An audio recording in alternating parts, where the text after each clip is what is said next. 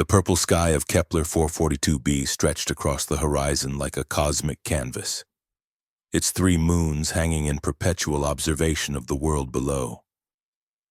The low gravity created wind patterns that danced through the cityscape, carrying sounds and scents from distant corners of the alien metropolis. Among the windswept spires and adaptive architecture of the Interstellar Academy of Sciences, a solitary human woman stood at her window, watching the alien sunrise with a mixture of wonder and trepidation. Dr. Elena Martinez pressed her palm against the transparent material of her apartment window. Not glass, but something smoother, almost liquid in its perfection. 2 weeks on this world, and still every morning brought new sensations, new discoveries. The gravity, approximately 0.8 of Earth's pull, made her movements feel slightly dreamlike, as though she were perpetually on the verge of floating. The cityscape beyond her window had been designed with multiple species in mind. Walkways curved and split to accommodate beings of various sizes and locomotion methods. Some paths spiraled upward for flying species, while others were enclosed tubes filled with specific atmospheric conditions for those whose breathing requirements differed from the Academy's standard mix. Elena turned from the window and checked the time on her translator device. First day of teaching. 2 hours until her inaugural lecture on comparative biological systems. As the first human exchange professor at the Academy, she felt the weight of representing her entire species pressing down on her more heavily than Earth's gravity ever had. In her small kitchen area, Elena prepared her usual Earth breakfast. The Academy had gone to considerable expense to provide her with imported Earth foods, partly as courtesy and partly to study her consumption habits. She cracked 2 eggs into a pan, the sizzle and aroma instantly transporting her back to Sunday mornings in her apartment in Barcelona. Next came strips of bacon, their rich scent filling the alien apartment with a distinctly terrestrial perfume. Toast popped up from a device that had required several modifications to work with Kepler's different power systems. She poured orange juice into a glass, the vibrant color standing out against the muted purples and blues of her alien accommodations. Finally, she brewed coffee in a small press, the dark liquid promising alertness for the challenges ahead. Elena ate quickly, glancing at her notes. She had spent months preparing for this position, studying the physiologies of the various species she would be teaching, the Zephyrians, with their logical minds and inability to process emotional cues, the Thraxians, analytical engineers whose bodies processed only liquids, the Vortani, who communicated partially through color changes in their translucent skin, the small, furred Kalari, whose curiosity was legendary across 3 star systems. What she hadn't fully considered was how they would perceive her. With 10 minutes until her lecture, Elena realized she wouldn't have time to finish her breakfast in her apartment. Making a snap decision, she packed the remaining items, half a piece of toast, the rest of her juice, and her full mug of coffee, into a container and hurried out the door. She would finish eating at her lectern before the students arrived. The Academy halls curved in gentle arcs, accommodating beings of varying heights and widths. Elena had memorized the route to her lecture hall, navigating the sometimes disorienting architecture with growing confidence. She passed several Vortani faculty members, their skin shifting to a polite blue-green greeting pattern as she nodded hello. The lecture hall itself was a marvel of adaptive design. Seats reconfigured based on the body structure of the occupant. Atmospheric bubbles could form around individual students who required different breathing mixtures. Translation systems were integrated into every surface. Elena arrived with 5 minutes to spare. Setting up her presentation materials on the curved lectern, she began to finish her breakfast, absent-mindedly taking a bite of toast as she reviewed her introduction. The first students began to arrive. A group of Zephyrians entered, their tall, slender forms moving with precision. Their 4 eyes, 2 for detailed close work, 2 for distance and peripheral vision, blinked in alternating patterns as they selected seats near the front. They were followed by several Thraxians, whose gelatinous bodies flowed into specially designed containment seats that supported their amorphous forms while keeping them hydrated. Elena nodded politely as she took a sip of coffee, not noticing how the Zephyrian's eye patterns changed to focus entirely on her mouth and the dark liquid disappearing into it. A contingent of Vortani entered next, their skin already cycling through academic discussion patterns, rapid flashes of yellow and purple that indicated intense curiosity and information exchange. They took seats in the middle section, their colors shifting to focus patterns as they noticed Elena at the lectern. The Kalari students arrived last, scampering in on their 6 limbs, chattering in their high-pitched language that sounded like wind chimes in a storm. Their large eyes widened noticeably when they saw Elena taking a bite of her bacon. By the time the lecture was scheduled to begin, the hall was filled with students of various species, and Elena had just finished her orange juice. She set aside her breakfast container, straightened her posture, and addressed the class. Good morning. I am Dr. Elena Martinez from Earth, and I welcome you to Comparative Biological Systems 301. Her translator rendered her greeting in multiple languages simultaneously. But she noticed immediately that the students weren't focused on her words. Instead, all eyes, sensory appendages, and perception organs were fixed on her breakfast container. She continued, "Today we will begin exploring the fundamental similarities and differences in how various sentient species process energy and—" A Zephyrian student raised one long, jointed arm. Elena paused, slightly surprised at the interruption so early in her lecture. "Yes, you have a question already?" The Zephyrian's 4 eyes blinked in sequence before it spoke. "Professor, is it customary for humans to consume biological matter while lecturing? Is this a demonstration?" Elena glanced down at her breakfast container, suddenly aware of what had captured their attention. "Oh, this? No. I was simply finishing my morning meal. I apologize if it's distracting." The Zephyrian's eyes dilated in what Elena recognized as their expression of intense interest. "May I inquire about the nature of the substances you were ingesting? Our cultural briefing on humans was incomplete regarding consumption rituals." Elena hesitated. This wasn't how she had planned to begin her first lecture, but perhaps it could serve as an impromptu introduction to human biology. "I was eating a traditional Earth breakfast," she explained. "It consists of various food items that provide energy and nutrients." A Thraxian's containment seat hummed forward slightly. Its gelatinous form rippled in what the translation matrix interpreted as polite academic interest. "Professor." The Thraxian's translated voice emerged from the classroom system. "We observed you consuming small yellow and white objects. Our preliminary analysis suggests they might be reproductive cells of another species. Is this accurate?" Elena felt a slight warmth in her cheeks. "Yes, those were chicken eggs. They are indeed reproductive cells, though unfertilized ones." A collective ripple went through the classroom. The Vortani student's skin flushed deep purple with shock, then shifted to a questioning green-blue. The Kalari chittered among themselves, their fur standing on end.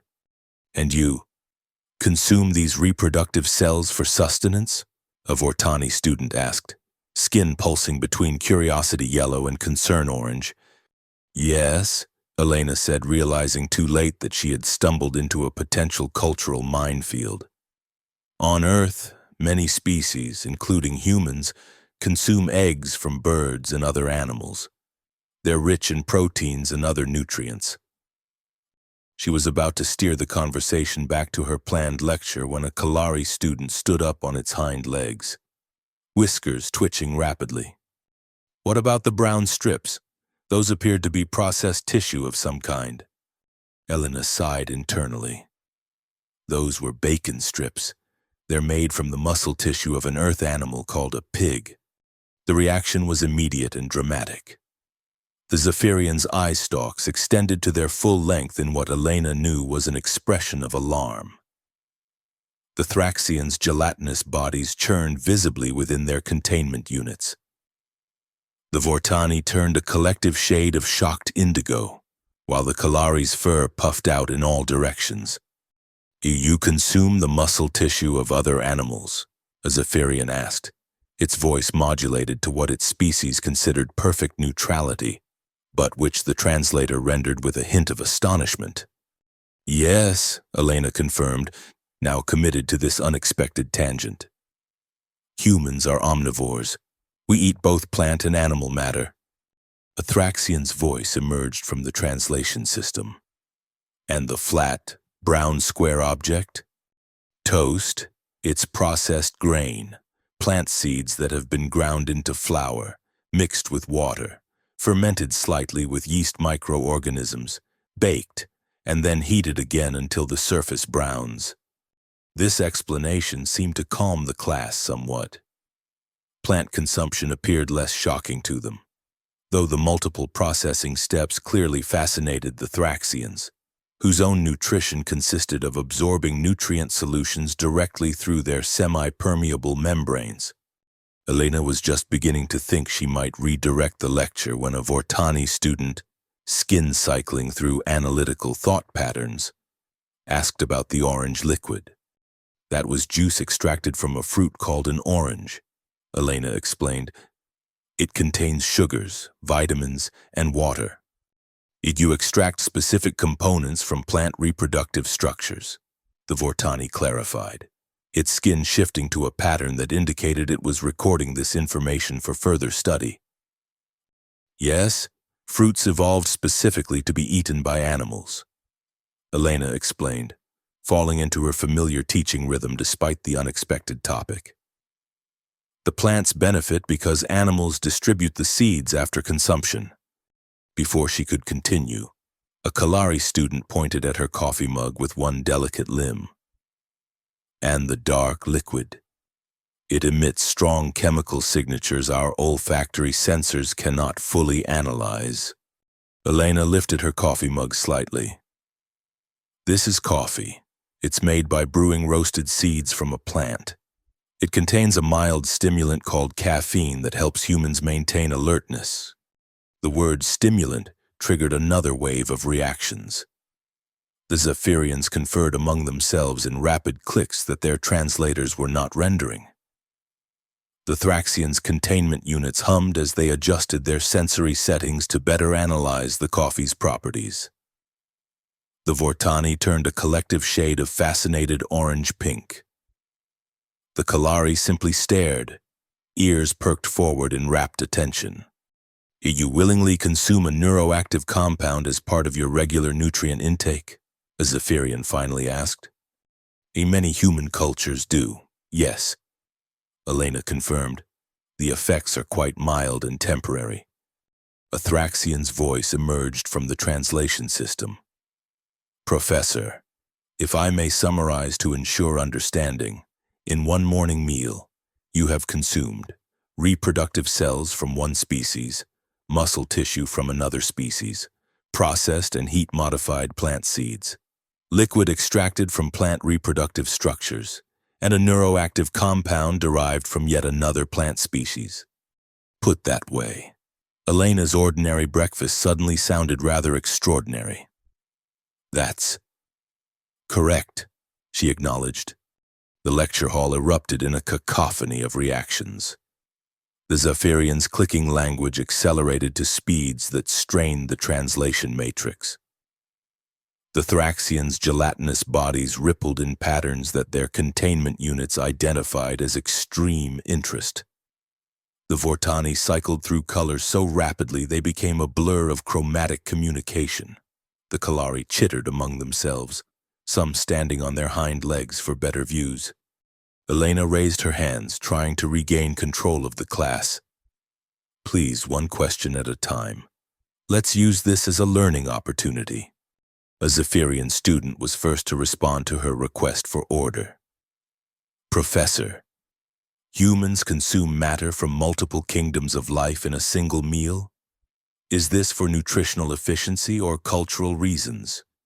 Both, Elena replied, grateful for a question she could answer straightforwardly. Human digestion evolved to process a wide variety of foods, which gave our species adaptability. Cultural factors determine specific combinations and preparations. A Vortani student's skin settled into the blue-green pattern of scientific inquiry. What percentage of Earth's biological matter is potentially consumable by humans? Elena considered the question. That's difficult to quantify precisely. Humans can digest matter from thousands of plant and animal species, though certainly not all. We've domesticated or cultivated certain species specifically for food production. A Thraxian spoke next. Your digestive process must be extraordinarily complex. Do you synthesize all necessary enzymes internally, or do you host symbiotic microorganisms? Both, actually, Elena said, warming to the subject despite her initial embarrassment. Humans have an internal microbiome of beneficial bacteria that assist with digestion, particularly of complex plant materials. A small Kalari raised a paw. Is the consumption of such diverse biological materials the reason humans have achieved interstellar travel? Does it provide evolutionary advantages? Elena hadn't expected such a philosophical question from the typically practical Kalari. That's an interesting hypothesis. Our omnivorous nature certainly contributed to our adaptability as a species, which may have influenced our technological development. However, correlation doesn't necessarily indicate causation. The questions continued, becoming increasingly technical and specific. Elena found herself explaining human digestive enzymes, metabolism, agricultural practices, and the cultural significance of shared meals. Her carefully prepared lecture on basic comparative biological systems had been completely derailed, replaced by an impromptu seminar on human dietary habits. As she fielded question after question, Elena's embarrassment gradually gave way to a realization. This accidental demonstration had engaged her students more effectively than her planned presentation ever could have. They were learning comparative biology through the lens of something tangible and, to them, exotic, her breakfast. A Zephyrian posed a particularly insightful question about the energy efficiency of human digestion compared to their own photosynthetic processes. As Elena explained the trade-offs between flexibility and efficiency, she noticed movement at the back of the lecture hall. Several faculty members had entered and were observing with evident interest. Among them was Dr. Velar, the department head, whose chlorophyll-based perception organs were fully extended in what Elena recognized as the Florian equivalent of rapt attention. Before Elena could acknowledge the faculty presence, a Vortani student's skin flashed in the pattern that preceded important statements. Professor Martinez, the student's translated voice emerged. Based on our observations, humans appear to be apex biological processors in the known galaxy. Elena blinked in surprise. I wouldn't necessarily classify us that way. The evidence is compelling, continued a Zephyrian student. No other known sentient species consumes such a diverse spectrum of biological materials, hosts such a complex internal microbiome, or modifies their food through multiple technological processes before consumption. Additionally, added a Thraxian, the ability to safely introduce neuroactive compounds into your system as part of regular nutrition indicates a remarkable biochemical resilience. The Kalari students were nodding in agreement, their whiskers twitching in the pattern that indicated consensus building. Elena realized with a mixture of alarm and amusement that her ordinary breakfast had just elevated humanity's status in the eyes of her students. Far from being the relatively unknown newcomers to the galactic community, humans were suddenly being viewed as biological marvels. "I appreciate your enthusiasm," she said carefully. "But I should clarify that our digestive capabilities, while versatile, have limitations and drawbacks as well." Before she could elaborate, the door at the side of the lecture hall opened, and a small hovering device entered. Elena recognized it as one of the Academy's media drones, used for recording significant academic events and discoveries. Dr. Valar glided forward, their chlorophyll organs gently undulating. "Professor Martinez," they said through the translation system. "The Cultural Attaché's office has requested documentation of this unexpected demonstration. Your explanation of human consumption patterns has generated considerable interest." Elena felt a flutter of panic. "This wasn't a planned demonstration, Dr. Valar. I was simply finishing my breakfast before class, and the students had questions." "Regardless," replied Valar, "it has proven most illuminating. Several faculty members have already submitted requests to observe your future meals." The media drone circled Elena, its recording sensors focused on her now empty breakfast container. News traveled fast in the Academy, but Elena hadn't expected her breakfast to become breaking news. By the time her lecture period ended, without ever touching on her prepared material, messages had arrived from the Xenobiology Department, the Cultural Studies Program, and even the Academy President's office. As the students filed out, many of them still engaged in animated discussion about human digestive capabilities. Elena gathered her materials and tried to process what had happened. Her ordinary breakfast had somehow transformed her from a nervous newcomer to the subject of academic fascination. Dr. Vela remained behind as the hall emptied. "Professor Martinez, I must commend you on your unorthodox teaching method." "It wasn't intentional," Elena admitted. "I was just trying to eat before class." "Sometimes the most effective demonstrations are unplanned," Valar replied, their translation carrying the subtle harmonics of amusement. "The students were more engaged than I've seen in a first lecture in many cycles." Elena managed a smile. "I suppose there's something to be said for learning through concrete examples." "Indeed. The academic committee has requested that you consider integrating regular, nutritional demonstrations into your curriculum, with proper preparation and explanatory context, of course." Elena stared at Valar, momentarily speechless. "You want me to eat breakfast in front of my class as a regular teaching tool?" "Not just breakfast," Valar clarified. "The committee is particularly interested in the full spectrum of human consumption patterns, lunch, dinner, and what your cultural briefing materials call snacks would all provide valuable comparative data." Elena wasn't sure whether to laugh or sigh.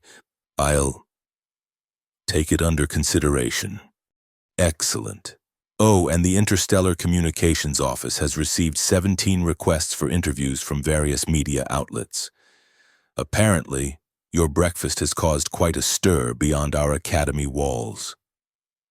As Valar glided away, leaving Elena alone in the lecture hall, she looked down at her empty breakfast container with newfound respect.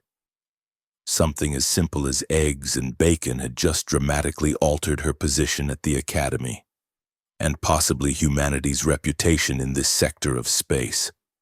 That evening, as Elena sat in her apartment reviewing the day's events, her communication terminal chimed with an incoming message from Earth. It was from the director of the Human Interstellar Exchange Program. "Dr. Martinez," began the message, "we've received reports about your culinary demonstration at the Academy. While unconventional, it appears to have generated unprecedented interest in human biological systems. The diplomatic corps is particularly pleased with how this has enhanced our species' standing. Keep up the good work. but perhaps coordinate with our office before your next mealtime lecture." Elena laughed aloud in her empty apartment. If only they knew it had all been an accident of timing and curiosity. As she prepared for bed that night, adjusting to the slightly different nocturnal cycle of Kepler 442b, Elena found herself contemplating her meal plan for the next day with new consideration. If breakfast had caused such a sensation, what would her alien students make of a peanut butter and jelly sandwich for lunch? The purple night of Kepler 442b deepened outside her window, its 3 moons casting complex shadows across her apartment. Elena drifted towards sleep with a smile, wondering what other normal human behaviors might confound her alien colleagues next. In the days that followed, Elena's impromptu breakfast demonstration became the foundation for a revised approach to her comparative biology curriculum. Rather than beginning with abstract principles, she used her own biological needs and habits as a launching point for broader discussions. One morning, she arrived with a carefully prepared sampling of Earth foods, each illustrating a different nutritional strategy or food technology. The students were fascinated by fermentation, particularly when Elena explained that humans deliberately cultivated specific microorganisms to partially decompose foods before consumption. "You encourage controlled decay?" a Zephyrian student asked. Eye stalks extended in what Elena now recognized as intense academic interest rather than alarm. "Essentially, yes," Elena confirmed. Fermentation breaks down complex compounds into more digestible forms, often enhancing flavor, preserving the food, or creating desirable compounds like alcohol.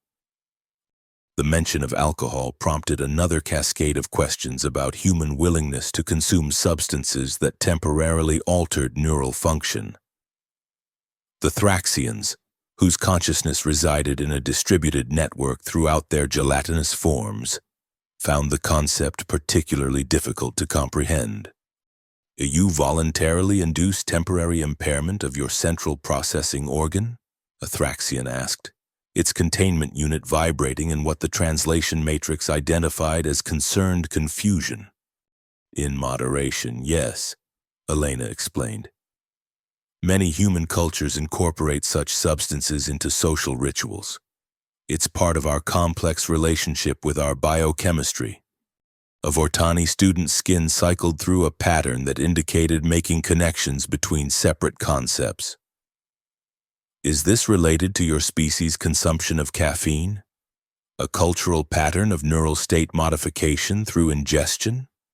"That's an insightful observation," Elena acknowledged. "Humans do have a long history of using food and drink to modify our internal states, from stimulants like caffeine to relaxants like certain teas or alcoholic beverages." The Kalari students, who processed information through consensus building, had been conferring among themselves. One of them, appointed as speaker, stood on its hind legs. "We have formulated a hypothesis," the Kalari announced, whiskers quivering with excitement.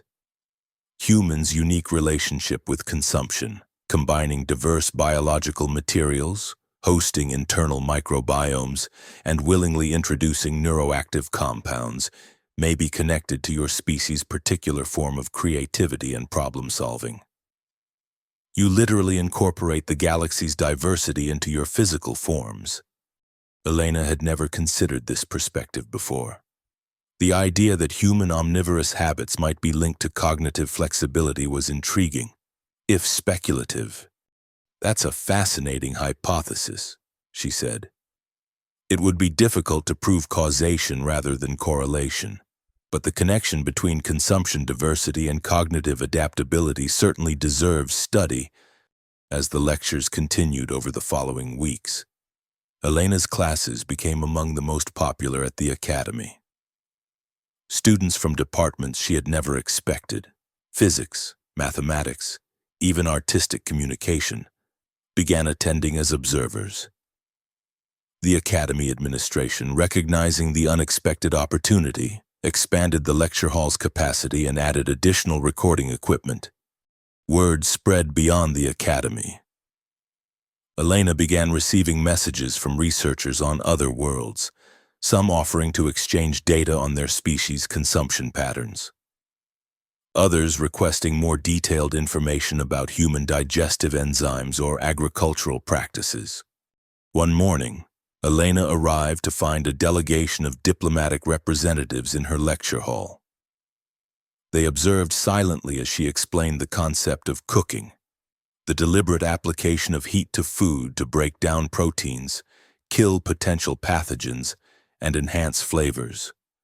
Yet you expose your nutrients to temperatures that would destroy most biological structures. A Zephyrian diplomatic attaché noted afterward. And this is done primarily for sensory pleasure? Partly for pleasure, yes, Elena confirmed. But cooking also makes many foods more digestible and safer by eliminating harmful microorganisms. Your species deliberately destroys some microorganisms while cultivating others, the diplomat observed. You are, in essence, ecosystem managers at the microscopic level. Elena hadn't thought of it that way before, but the observation was accurate. I suppose we are, she agreed. Human food preparation involves a complex balance of encouraging beneficial microorganisms while eliminating harmful ones. The phrase ecosystem managers entered the academic discourse around humans. Reports were transmitted back to Earth about humanity's elevated status in the galactic community, all stemming from Elena's breakfast habits. 6 weeks after her first impromptu demonstration, Elena received a formal invitation to present at the Interstellar Biological Congress, a gathering of the galaxy's leading xenobiologists held once every 5 standard years. The topic requested: Human consumption patterns as a model for biological adaptability.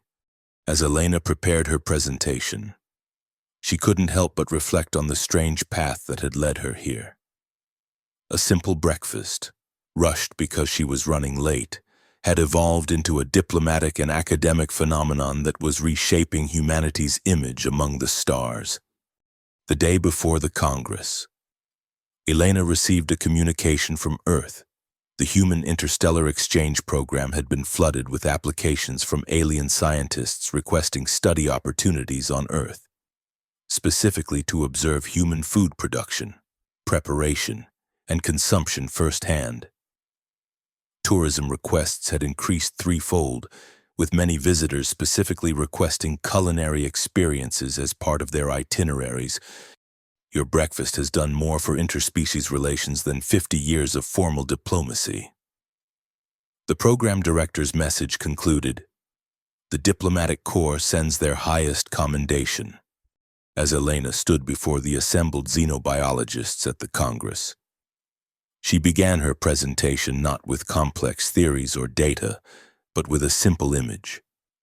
Her breakfast table at home on Earth. Understanding begins with the everyday, she told the gathered scientists. In my case, it began with eggs, bacon, toast, orange juice, and coffee, a breakfast that to me was ordinary, but to my students represented an extraordinary approach to biological processing. The lecture hall filled with the sounds, colors, and vibrations of dozens of species engaged in their various forms of agreement signals. What I've learned through this experience, Elena continued, is that sometimes the most profound differences between species lie not in our technologies or our philosophies, but in the simple daily behaviors we take for granted. By examining these differences with curiosity rather than judgment, we open pathways to deeper understanding. As Elena concluded her presentation to enthusiastic response from the assembled xenobiologists, she knew that her time on Kepler 442b had forever changed her perspective, not just on alien biology, but on human habits she had never thought to question.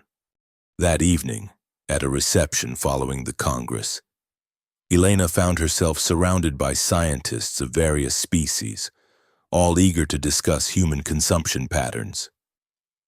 A Zephyrian researcher was particularly interested in the concept of spices, plants cultivated not for nutrition but for sensory properties. You select specific molecular compounds from plants solely to stimulate your chemoreceptors during consumption, the Zephyrian asked. This serves no nutritional purpose? The line between nutrition and sensation isn't always clear, Elena explained. Some spices have antimicrobial properties or aid digestion. But yes, many are used primarily for pleasure. Fascinating, the Zephyrian replied, its eye stalks extending slightly. Your species integrates pleasure-seeking into survival behaviors to a degree unprecedented in our taxonomic records. A Thraxian scientist joined the conversation, its containment unit humming softly. We have been analyzing human agricultural patterns based on your lectures. The deliberate modification of other species to enhance their suitability for consumption represents a form of directed evolution unique in galactic history. I wouldn't claim it's entirely unique, Elena said modestly. Many species modify their environments to suit their needs, but not with your particular combination of intention and scale, the Thraxian countered. Humans have reshaped entire planetary ecosystems around their consumption preferences. Elena couldn't deny this observation. For better or worse, humanity had indeed transformed Earth's biosphere largely around food production.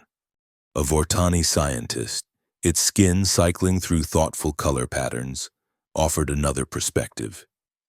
What fascinates our research collective is the cultural dimension of human consumption. You transform a biological necessity into social ritual, artistic expression, and cultural identity.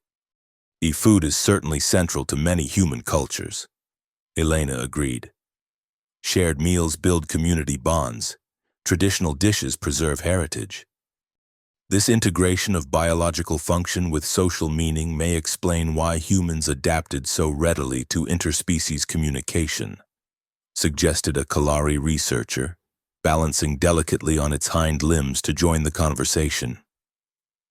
You already had practice viewing biological processes through multiple interpretive frameworks.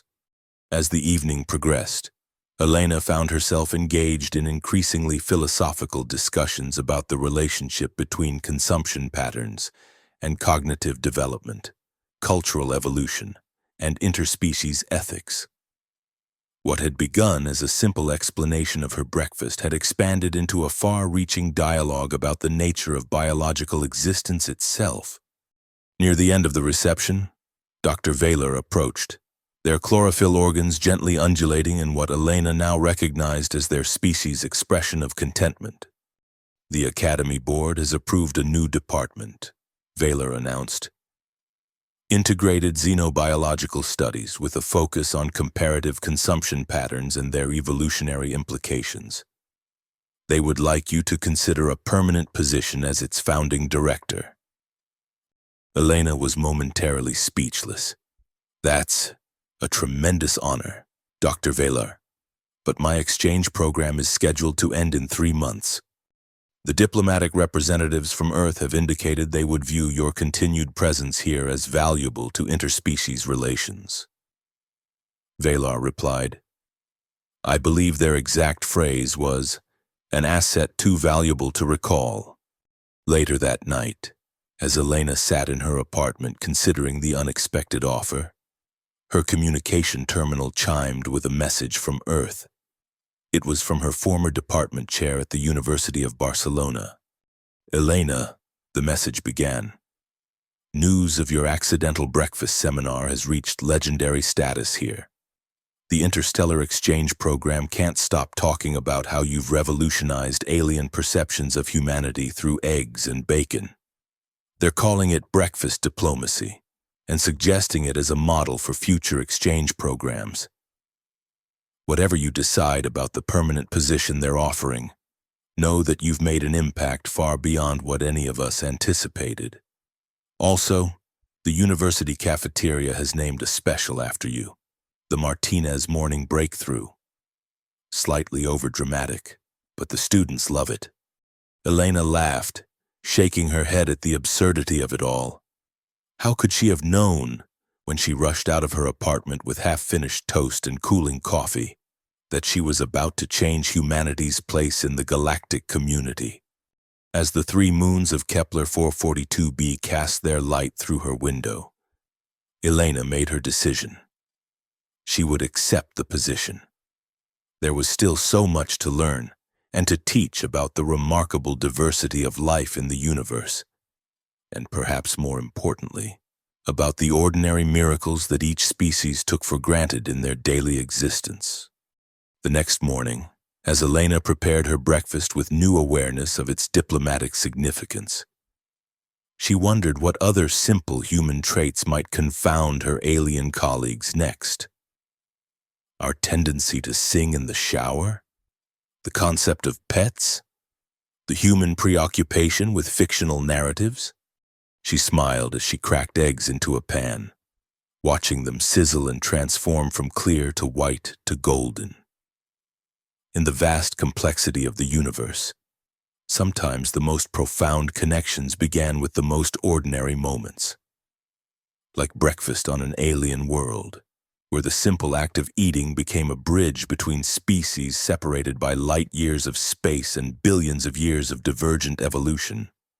Elena looked out at the purple sky of Kepler 442b and raised her coffee mug in a silent toast to the unexpected paths of discovery.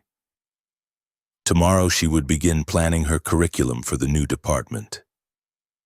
But today, she would savor her breakfast, both for its familiar comfort and for its newfound significance as a symbol of humanity's unique place in the cosmic community.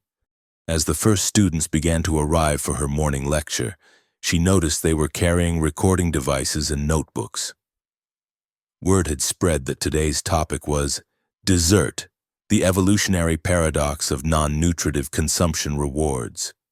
Elena suppressed a smile as she set out her visual aids: a chocolate bar, a small container of ice cream, kept cold in a specialized stasis field, and a slice of apple pie. The Zephyrians were already extending their eye stalks in anticipation. The Thraxians' containment units hummed with analytical interest. The Vortani's skin cycled through curious color patterns. The Kalari whispered among themselves, fur rippling with excitement. Just another day of breakfast diplomacy on Kepler 442b, where the ordinary became extraordinary through the simple power of shared curiosity.